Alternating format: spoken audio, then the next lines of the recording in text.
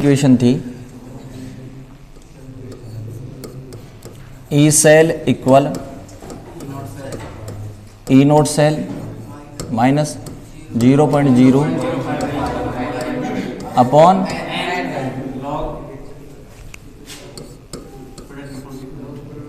सी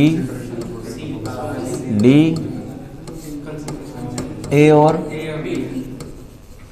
stoichiometric coefficient power में। ठीक है बने, ये नरंस्ट इक्वेशन थी अपने पास, है ना। अपन क्या करते हैं, इस नरंस्ट इक्वेशन को सबके लिए लगाते अपन, और अपन सबसे पहले लगाते हैं डैनियल सेल के लिए।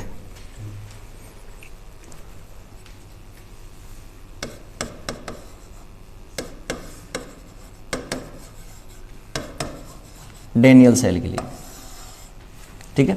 डैनियल सेल किससे बना है बताओ? जिंक प्लस कॉपर से, जिंक प्लस कॉपर। बताओ ईसीएस में कौन सी मेटल ऊपर है? तो उमा कहती है ऊपर वाली मेटल एनोड होगी। कौन है ऊपर? जिंक। क्या होगा? एनोड का मींस, और ऑक्सीडेशन का मींस होता है ओएस। ओएस इंक्रीज ना, तो बताओ किसकी ओएस इंक्रीज होगी? Zn से Zn+2, और कॉपर की ओएस घटेगी। ये इक्वेशन लो, सही है। अब इसको यहां लगा दे अपन, क्या आ जाएगी? ई सेल बराबर E naught cell minus 0.0591 upon n log product upon reactant, यानी Zn+2 की कंसंट्रेशन, Cu की कंसंट्रेशन अपॉन Cu+2 की कंसंट्रेशन और Zn की कंसंट्रेशन। सही है कि नहीं भाई? ठीक है। कॉपर और जिंक, इनकी कंसंट्रेशन यूनिट मानी जाती है भाई, क्योंकि सॉलिड स्टेट में है। Zn+2 का मतलब तो क्या है? जिंक का सॉल्यूशन। और सिंपल अगर मैंने Zn लिख दी तो इसका मतलब वो मेटल है, उसकी कंसंट्रेशन कितनी मानी जाती है? 1 मानी जाती है, यूनिट मानी जाती है। तो अब क्या लिखेंगे इसको आप? ई cell equal E naught cell minus 0.0591/2। 2 आएगा, क्यों? 2 इलेक्ट्रॉन ट्रांसफर हो रहे हैं, या तो 2 इलेक्ट्रॉन ले रहा है या 2 इलेक्ट्रॉन दे रहा है। लोग एसी, सिंपल ही बताऊं आपको, क्या? एनोड बटा एनोड कौन है? तो Zn+2 की सांद्रता कंसंट्रेशन अपॉन Cu+2 की कंसंट्रेशन, ये आ जाएगा भाई। इसको शॉर्ट में लिखूं तो ई cell equal E naught cell minus 0.0591/n लोग एनोड की कंसंट्रेशन अपॉन कैथोड की कंसंट्रेशन। डायरेक्ट ये याद रखेंगे आप। किसी का भी सेल बना ले आप, अब किसी का भी सेल बनाओ, क्या याद रखोगे? एनोड बटा। इसमें देख लो आप, डैनियल सेल में एनोड कौन है? कैथोड हो गया पहले। अगला देखें, मान लो सपोज मैं दूसरा सेल एक और बना दूं, कोबाल्ट का प्लस निकल का, कोबाल्ट का प्लस निकल का। सही है कि नहीं? कौन है ईसीएस में ऊपर? कोबाल्ट है, और जो ईसीएस में ऊपर होगा वो इधर सुन भाई, ये एक इक्वेशन लिख दी मैंने। अब ईसीएस में ऊपर कौन है बता? कोबाल्ट या निकल? कोबाल्ट है ना, को नहीं सुने, कोबाल्ट है। कोबाल्ट ईसीएस में ऊपर है, ऊपर वाली मेटल एनोड का मींस ओएस इंक्रीज, और इसकी ओएस। ठीक है भाई, ये आपके पास लिख दी मैंने, क्या इक्वेशन। दोबारा बताया, एनोड कौन है इसमें?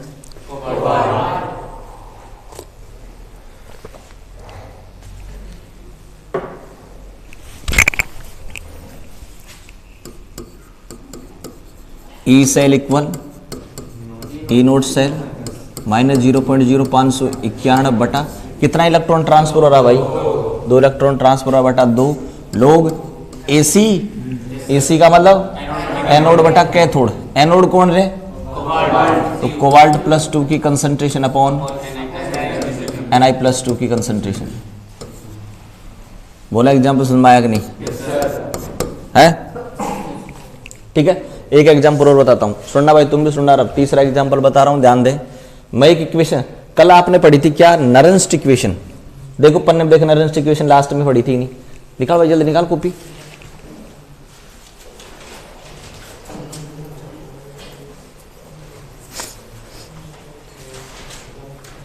लास्ट में देखो नरंस्ट इक्वेशन थी E equal E naught cell minus 0.0591 बटा N log product upon reactant, product की जो कंसंट्रेशन है उसका मल्टीप्लाई अपॉन रिएक्टेंट की कंसंट्रेशन का।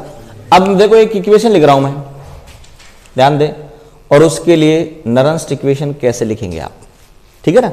एक इक्वेशन लिख दे वैसे ही, कॉपर की और निकल की लिख दूं, कॉपर की और निकल की, सही है। बताओ भाई दोनों में से, इधर ध्यान दे रे भाई, इधर ध्यान दे, बाद में फिर न्यूमेरिकल करूंगा जब समझ में नहीं आएगी। देख कॉपर और निकल में से ईसीएस में ऊपर कौन है, कॉपर और निकल में से निकल है ना, कोनीस है ना, फिर तो हक को तो बहुत नीचे है। कौन ऊपर बताओ, ऊपर वाली मेटल एनोड होगी ना भाई, तो एनोड कौन होगी बताओ, एनोड का मींस ऑक्सीडेशन का मींस ओएस, ओएस इंक्रीज हो जाएगी ना, किसकी ओएस इंक्रीज होगी, तो Na से Na+2 और कॉपर की ओएस डिक्रीज होगी, ये लो सही है।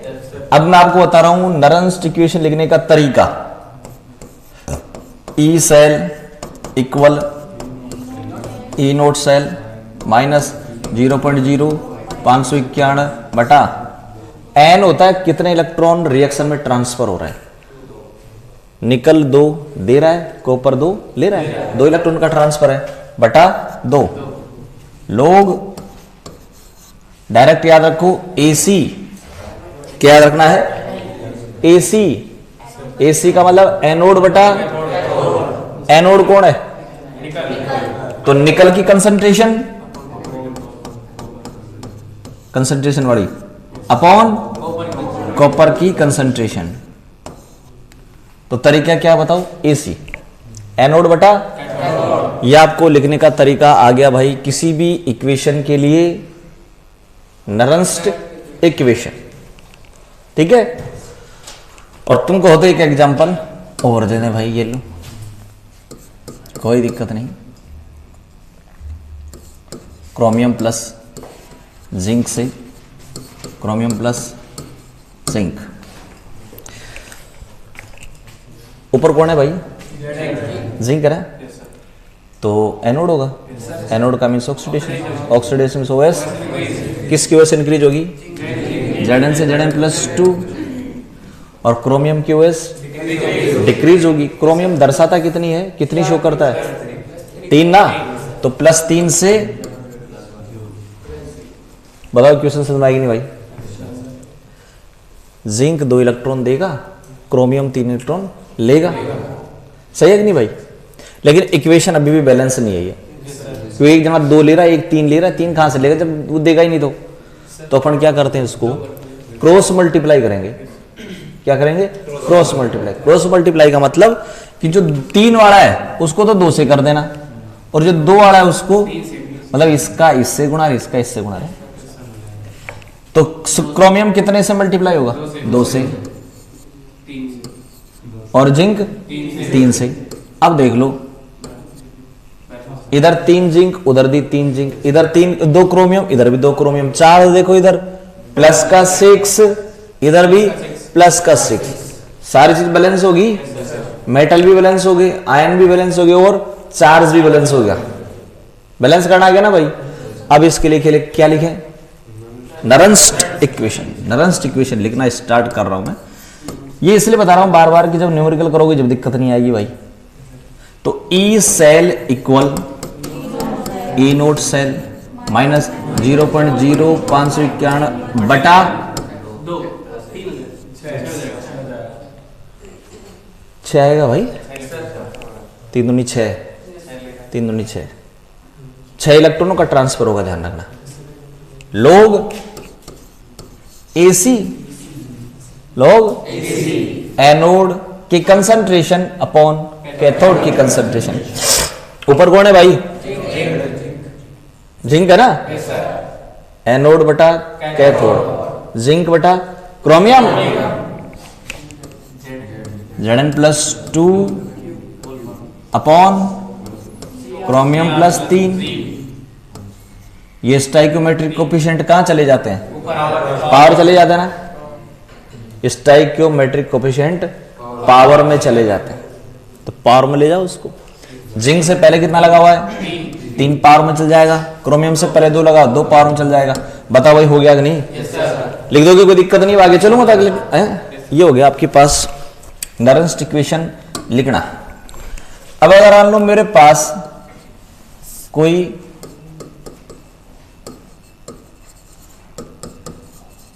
आधा सेल है, ये से पहले वाला तो पूरा कंप्लीट सेल था, एक एनोड था, एक कैथोड था। अब आधा सेल है मान लो, ठीक है, आधा सेल ले लो, कोई सा ले लो, कॉपर ले लो, जिंक ले लो, हाइड्रोजन, क्रोमियम, कोई सा भी, तुम्हारी मर्जी से बताओ, कॉपर लूं, क्रोमियम लूं, हाइड्रोजन लूं, क्या लूं? है क्रोमियम ले लो। क्रोमियम में क्या हो जाएगा भाई? है कुछ भी ना, कुछ भी ले ले यार। चलो पहले Zn+2 ले लेता हूं, Zn+2 प्लस 2 इलेक्ट्रॉन से Zn। अब क्रोमियम ले रहा है तो क्रोमियम भी ले ले भाई, क्या हो जाता बताओ? Cr+3, 3 इलेक्ट्रॉन Cr हो जाता, कोई दिक्कत नहीं ना, ठीक है। ये हो गई।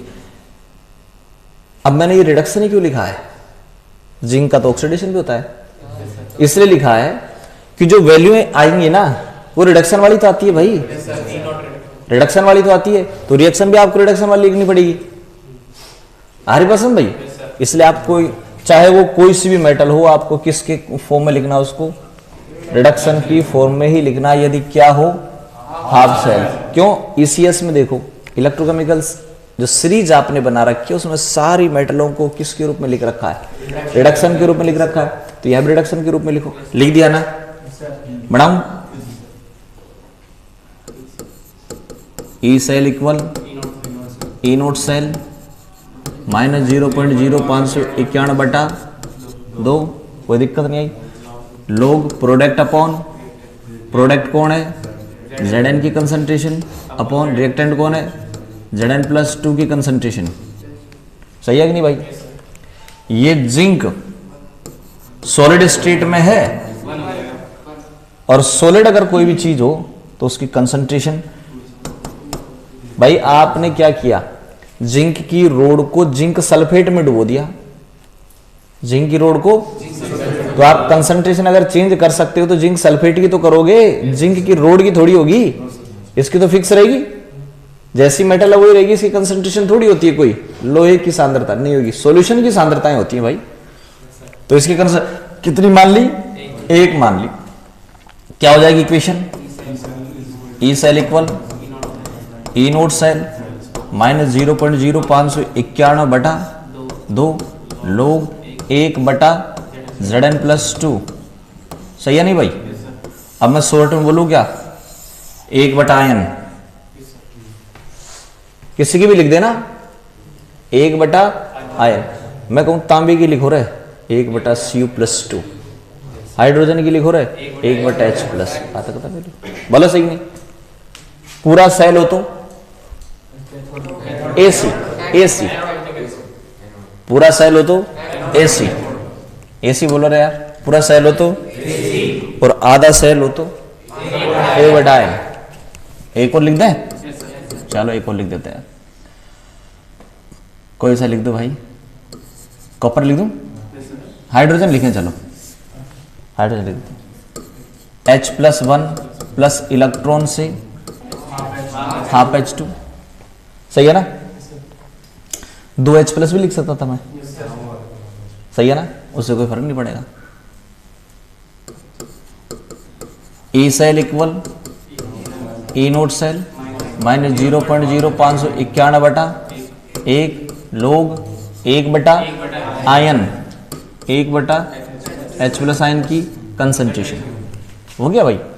आप कहें कि साहब इसको वैसे लिखते आप कैसे, 2H प्लस के रूप में लिखते तो 2 इलेक्ट्रॉन आ जाते भाई, सही है कि नहीं।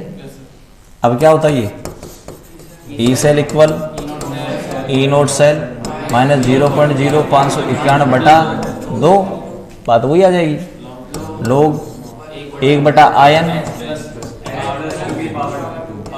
और ये स्टाइकियोमेट्रिक कोएफिशिएंट पावर में चले जाते हैं, सही है कि नहीं भाई। आधा सेल का हो गया, कोई दिक्कत नहीं, किसी का भी लिखोगे तो।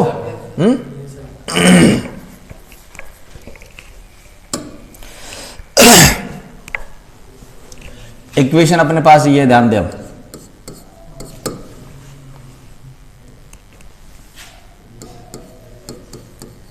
ई cell equal E naught cell minus 0.0591 बटा n लोग C की पावर C, D की पावर D, A की पावर A और B की पावर B। ये है ना भाई। अगर मान लो मैं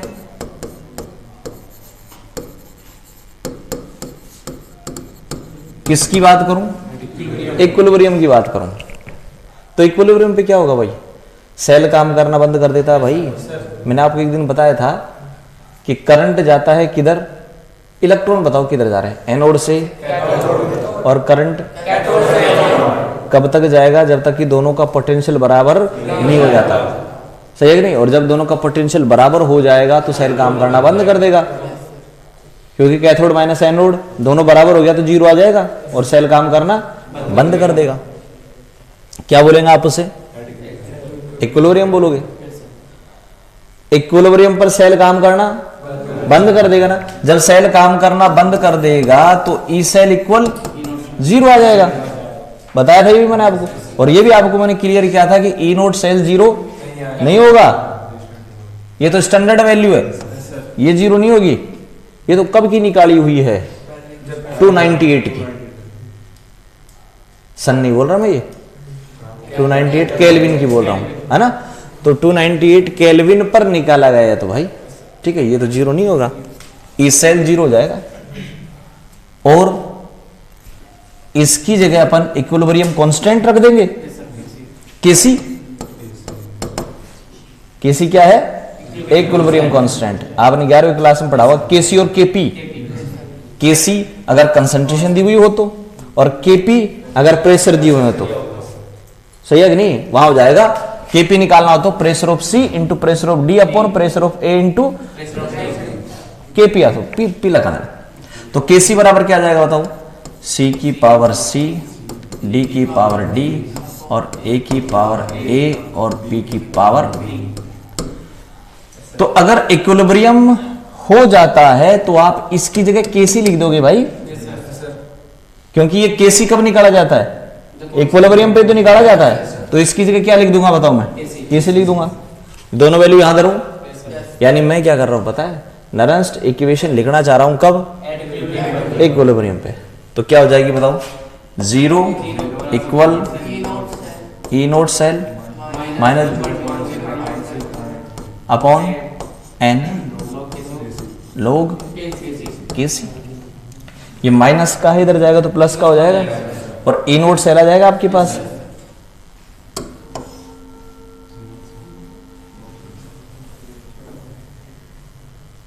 दिख रहा है ना भाई। तो ई नोट सेल कितना आ जाएगा बताओ, 0.0591 बटा लोग, सही है। एन को इधर लाऊं तो ये ऊपर चल जाएगा और 0.0591 नीचे आ जाएगा। लोग केसी की वैल्यू आ जाएगी, आ जाएगी ना भाई। नहीं समझ में आया तो बोल देना। देखो भाई किसकी वैल्यू निकाल रहा हूं अब, लोग केसी की वैल्यू निकाल रहा हूं। एन ऊपर चल जाएगा, N E naught cell upon, बोलो सही है कि नहीं।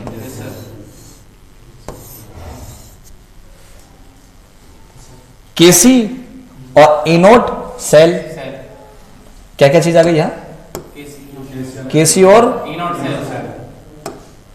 तो मैं इसको क्या लिखूंगा, relation between KC and E naught cell. सही है ना? क्या निकाले बताओ आपने, ये केसी क्या है यहां,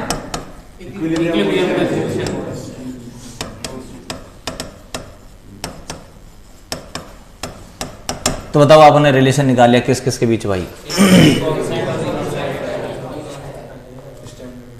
रिलेशन बिटवीन इक्विलिब्रियम कांस्टेंट और, ठीक है ना भाई।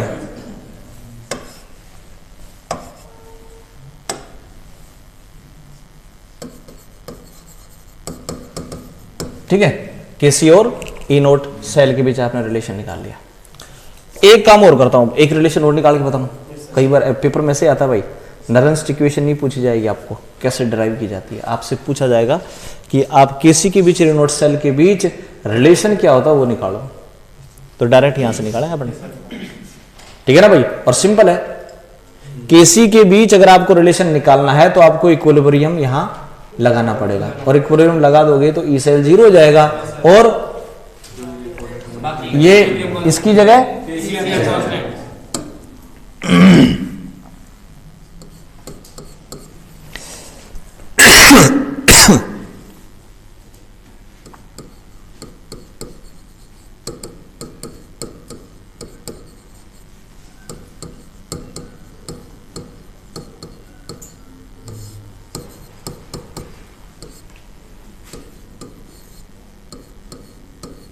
देखो देखिए इक्वेशन ठीक नहीं, देखो सही वैसे ही असर कर रहे हो, देखा ही नहीं, हो सकता है गलती भी तो लिख दियो मैंने और उल्टा सीधा हो गया। देखो पन्ना पलट के देखो एक बार ढंग से कौन सी है, मिल गई सबको, है ना। इस पर लगा देते हैं, चलो अपन कंडीशन वही, कौन सी,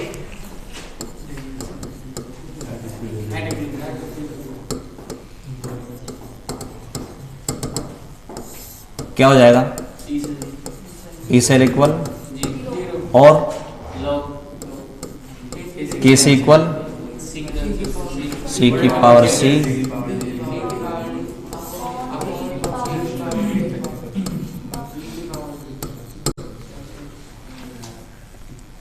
जीरो बराबर माइनस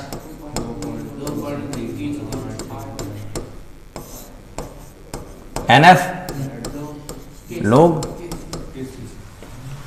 ई नोट सेल की वैल्यू आ जाएगी यहां, कितना आ जाएगा बताओ, अपॉन NF, ठीक है भाई। ई नोट सेल की वैल्यू आ गई,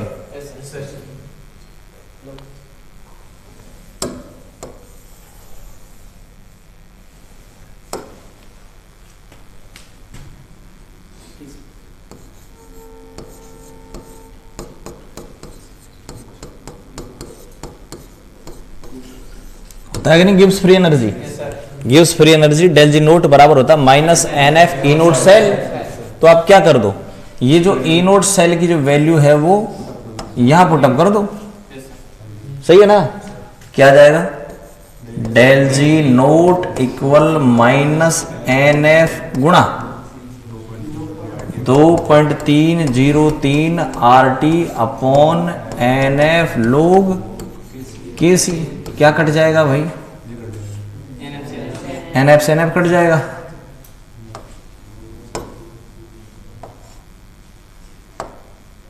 NF से NF कट जाएगा, क्या जाएगा बताओ, डेल जी नोट बराबर माइनस 2.303 RT लोग KC,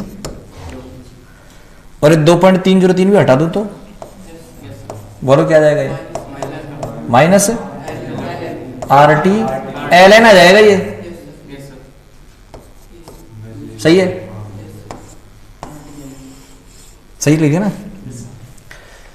और एल एन को हटाओ, लोग लगाओ तो 2.303 से मल्टीप्लाई करते हैं। रिलेशन आगे किस किस के बीच, बोलो भाई।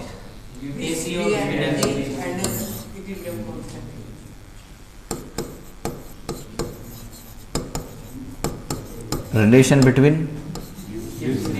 Density note gives free energy है ये, और किसके बीच, एसी के बीच। बोलो भाई।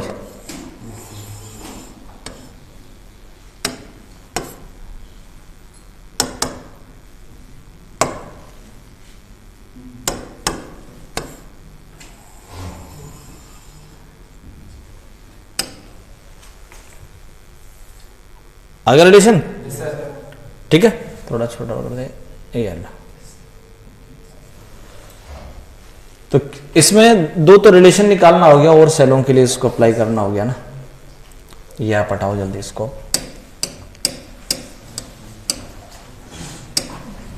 यहीं से ना।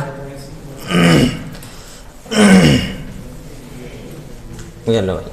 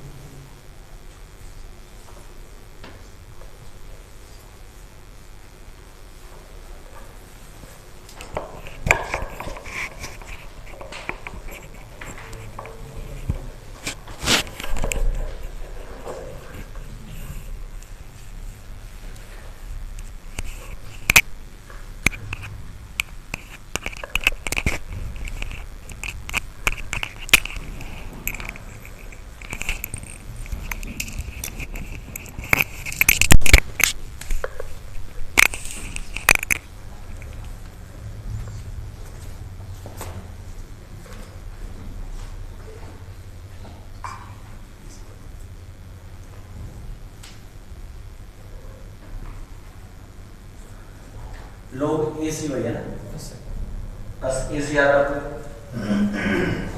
पूरा सेल के बारे में एसी आ जाएगा, आधे सेल की पूछे तो बनाया जाएगा। और दोनों जो रिलेशन निकाले थे उन दोनों रिलेशन में कौन सी कंडीशन लगानी है, इक्विलिब्रियम वाली कंडीशन लगा तो हो जाएगा सारा।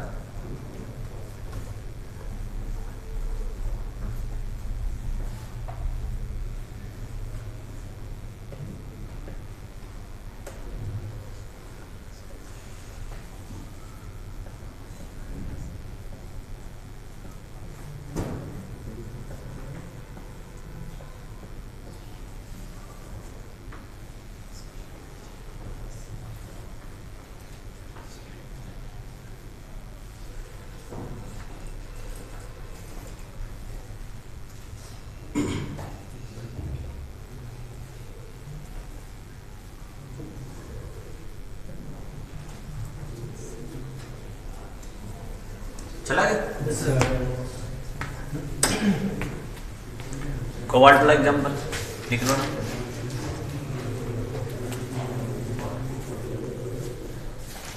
रिएक्शन लिख दो बस, बाकी कर लेना होता ना। लिख दोगे ही ना, एनोड अपॉन कैथोड, एनोड के कंसंट्रेशन अपॉन कैथोड की कंसंट्रेशन करना, बस घर कर देना आराम से। रिएक्शन लिख दो, इक्वेशन लिख दो बस जल्दी। कोबाल्ट की कॉपर की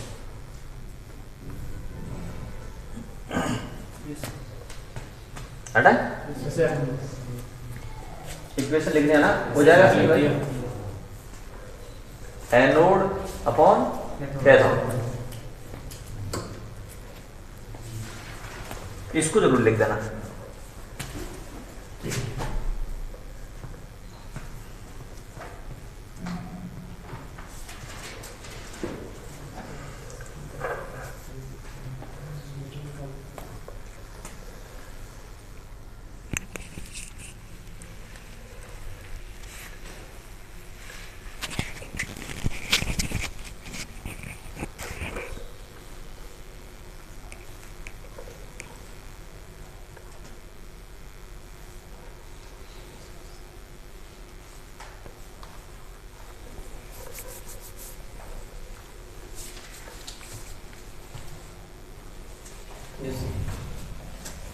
स्टोइकियोमेट्रिक कोएफिशिएंट कहाँ चल जाएगा, पावर में चल जाएगा ना।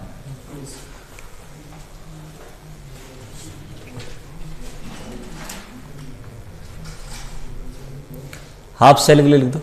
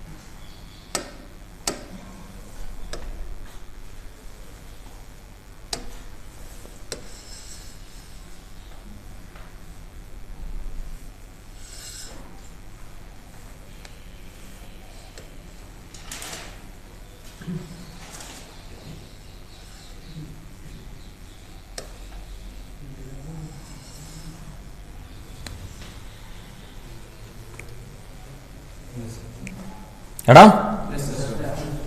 अगला लिख दो तो।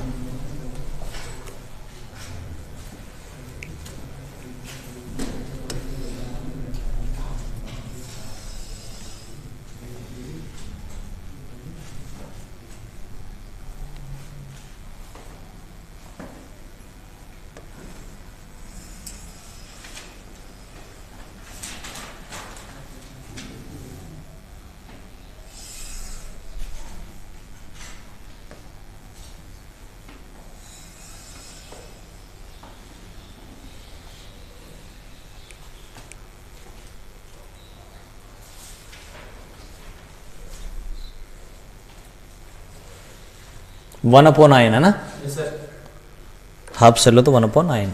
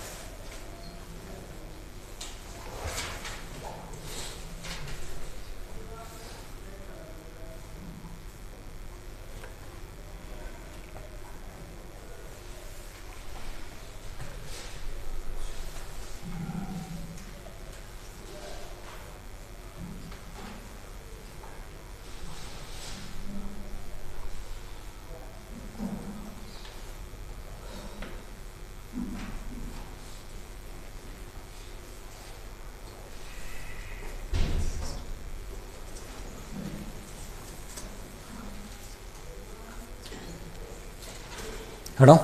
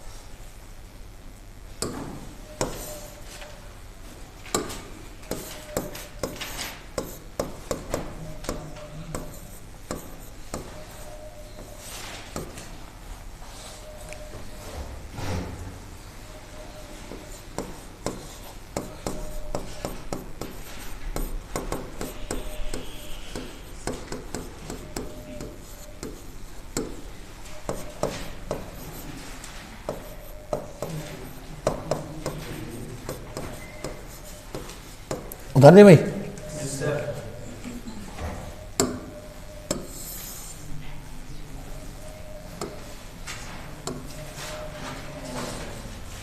देखो भाई log 10 की वैल्यू कितनी होती है?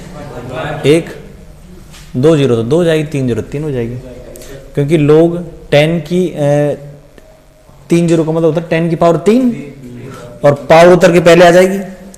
log a की पावर b को कैसे लिख सकते हैं आप? ठीक है, तो पावर उतर के आ जाएगी तो क्या हो जाएगा? 3 log 10 और log 10 की वैल्यू 1, 3 आ जाएगा। 2 की वैल्यू 0.30 10, 3 की वैल्यू 47 71, 5 की 7 की ये हो गई। 0.1 ज्यादा मान लेना, आगे का तो अड़म गड़म कुछ भी लिख देना चाहिए थोड़ा बहुत।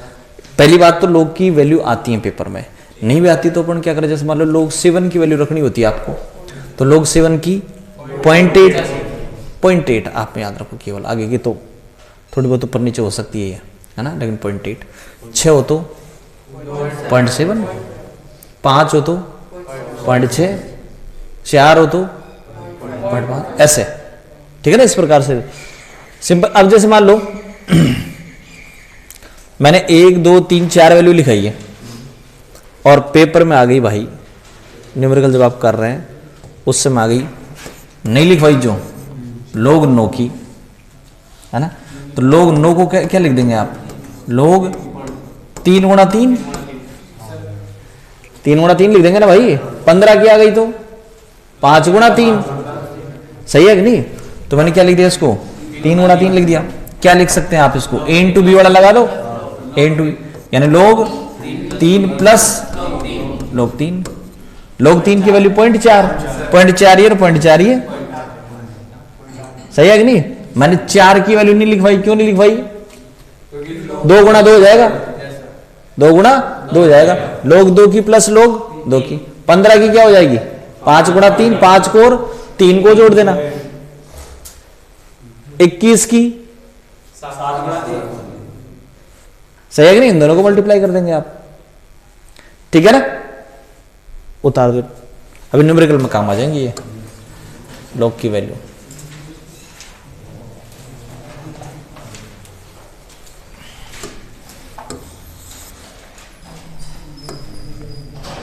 log 10 100 2 3 5 7,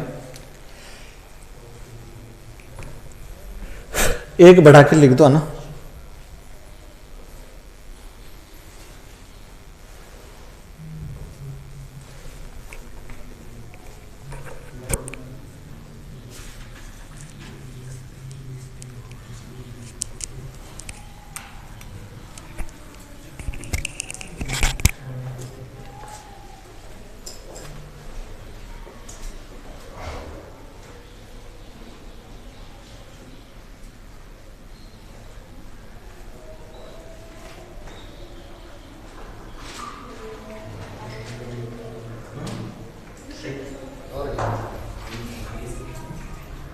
कर दे भाई। Yes sir. अब कर they start numerical. Sir log की वैल्यू वगैरह लिख दोगे ना, है। चलो पहला अपन हटा हुआ था ना सर,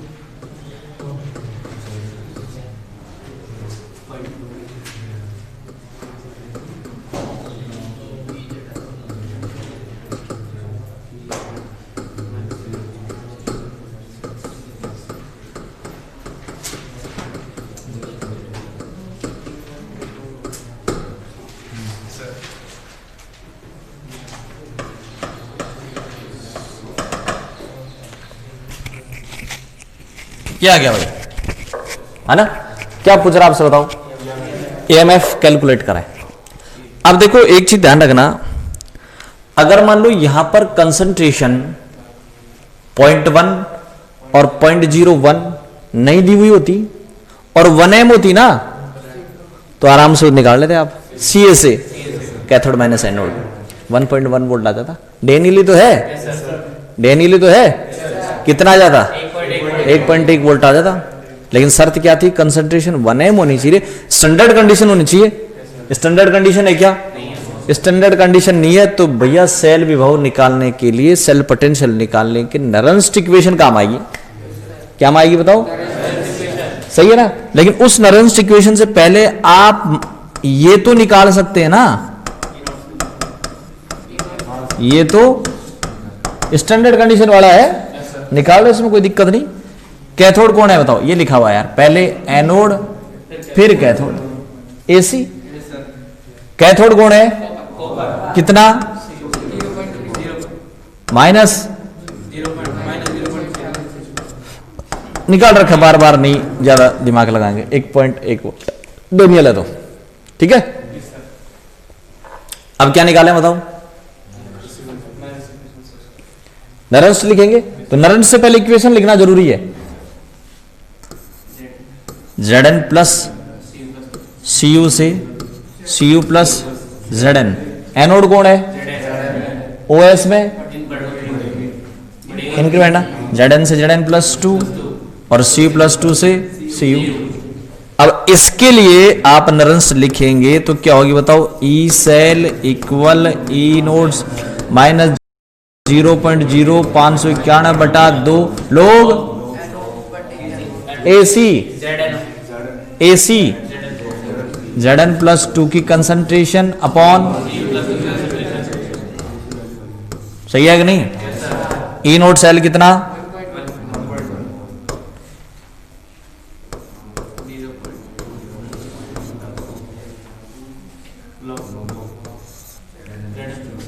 Zn प्लस 2 0.01 है, देखो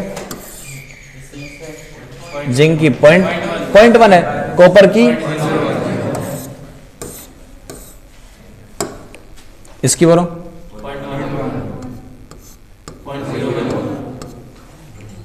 ठीक है।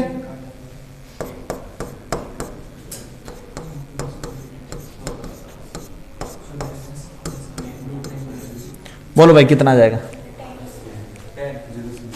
10 आ जाएगा ना यार, करिए ना गुणा भाग जो भी करना आपको, log 10 और log 10 की वैल्यू 1 आ जाएगी, 1.1 माइनस 0.0591/2 बराबर वोल्ट। ये आंसर आ गया आपका,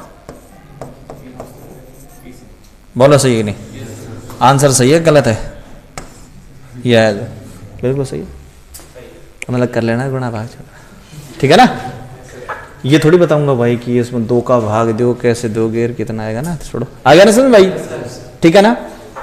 और जनरली क्या होता है, यहाँ मैं लिख भी देता हूँ ऐसे ही 3.65 ऐसे लिख देता हूँ, ठीक है ना। तो कोई दिक्कत नहीं होनी चाहिए आपको, कभी आप इसे मुड़ जो रहो कि यार आंसर कैसे आ गया, तो गलत करवा दिया मास्टर ने, सही है कि नहीं।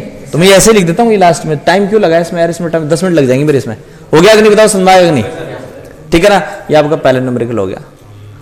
यहाँ जो लोग जो कैलकुलेशन करोगे ना, वो कैलकुलेशन समझागी ना, लोग भाई क्या आएगा यहाँ पर, लोग 2 आएगा, 3 आएगा, 4 आएगा, 5 आएगा, 10, 15, 20 जो भी आएगा वो कैलकुलेशन अपन कर देंगे, सही है कि नहीं। ये आ गया आपके पास पहला न्यूमेरिकल कौन सा, नरेंस इक्वेशन का, ठीक है भाई, करो स्टार्ट।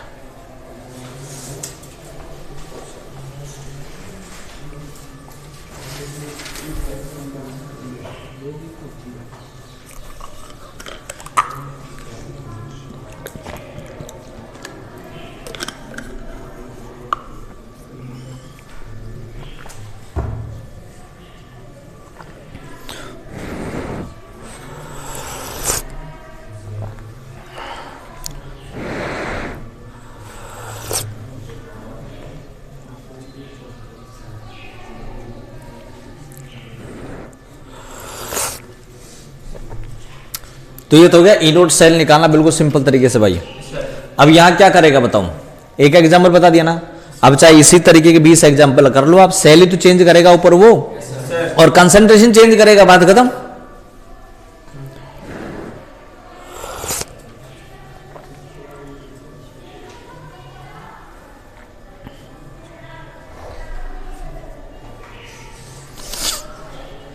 पहले स्टैंडर्ड कंडीशन वाला निकालते हैं इसमें, है ना।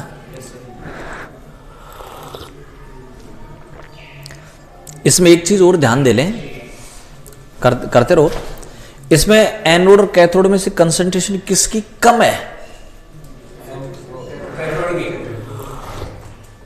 ध्यान से देख लो एक बार, कैथोड की कम है ना, उतारते तो रहो, तो बस भाई ये पूछना था।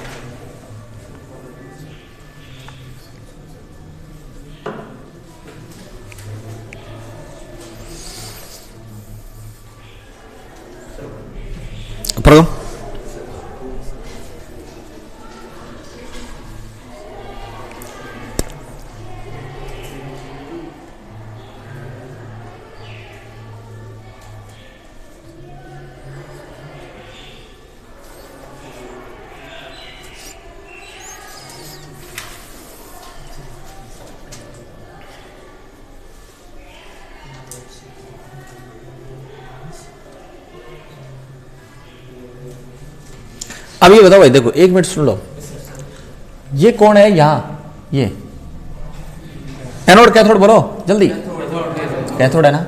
अब बताओ इस कैथोड की कंसंट्रेशन के बीच और इस सेल के बीच कौन सा रिलेशन है? डायरेक्टली है। क्यों? नेगेटिव आ गया भाई, बात सुन पाएगी नहीं सबके, है सीधा रिलेशन है। मतलब कैथोड की कंसंट्रेशन बढ़ेगी तो ई सेल, नोट नहीं, नोट तो नोट ही रहेगा भाई, 2000 का बढ़ जाएगा क्या? फिर तो कह रहा बढ़ जाएगा, 2000 का 2000 रहेगा भाई, बढ़ता है क्या? बढ़ता है। आज पानी में जाकर डालना 2000 के नोट को, नहीं बढ़ जाए तो मेरी गारंटी है, बोलो बढ़ता है कि नहीं बताओ, है? अरे बढ़ता है, नहीं बढ़ता? और बढ़ा के बता दिया तो बोलो, साइज ही तो, और क्या कह रहा हूं मैं, 2000 का 5000 का थोड़ी हो जाएगा, साइज बढ़ जाता है। मतलब उसमें क्या है, पॉलीमर ऐसा यूज है, आप आज जाके देखना, आप 2000 के नोट को पानी में डालोगे ना तो इतना बढ़ जाता है, लगभग इतना बढ़ जाता है। आप एक तो सिंपल 2000 का नोट रख लेना, एक 2000 पानी में डुबो करके उसको बाहर निकालना, फिर दोनों को रखना, लेकिन इतना साइज बढ़ जाता है। कल आके मेरे को बताना ये बात सही है गलत। अरे गलेगा थोड़ी पानी में, तो डालने कह रहा हूं, डाल के देखना, वास्तव में बढ़ता है, रियलिटी में बढ़ता है। हो गया ना भाई? हाँ, तुम्हें कह रहा था, देखो इधर क्या कह रहा था कि अगर इसकी कंसंट्रेशन बढ़ जाएगी तो ई सेल बढ़ जाएगा, इसकी कंसंट्रेशन घट जाएगी तो ई सेल भी घट जाएगा, सही है ना? अब बताओ, आपने जो न्यूमेरिकल किया है उस न्यूमेरिकल में कैथोड की कंसंट्रेशन क्या है?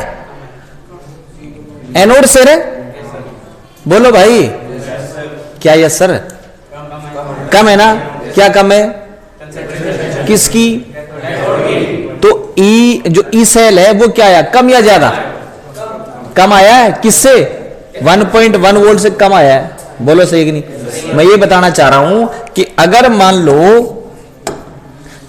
कंसंट्रेशन ऑफ कैथोड डिक्रीज है तो इसका मतलब ई सेल भी कम आएगा 1.1 स्टैंडर्ड से, ठीक है? और अगर मान लो कैथोड की कंसंट्रेशन ज्यादा हुई तो ई सेल ज्यादा आ जाएगा, सही है कि नहीं भाई? हो गई ध्यान देने वाली बात। और एनोड के रेफरेंस में लेंगे तो उल्टा कर देंगे, उल्टा हो जाएगा। नोट लगा उतार दो, ये बात नहीं समझ में आई तो बता देना भाई। कैथोड की कंसंट्रेशन कम इसलिए कम आ रहा है, और आप घर जाकर के न्यूमेरिकल कर लेना, कंसंट्रेशन कैथोड की बढ़ा देना, देखो ज्यादा आ जाएगा।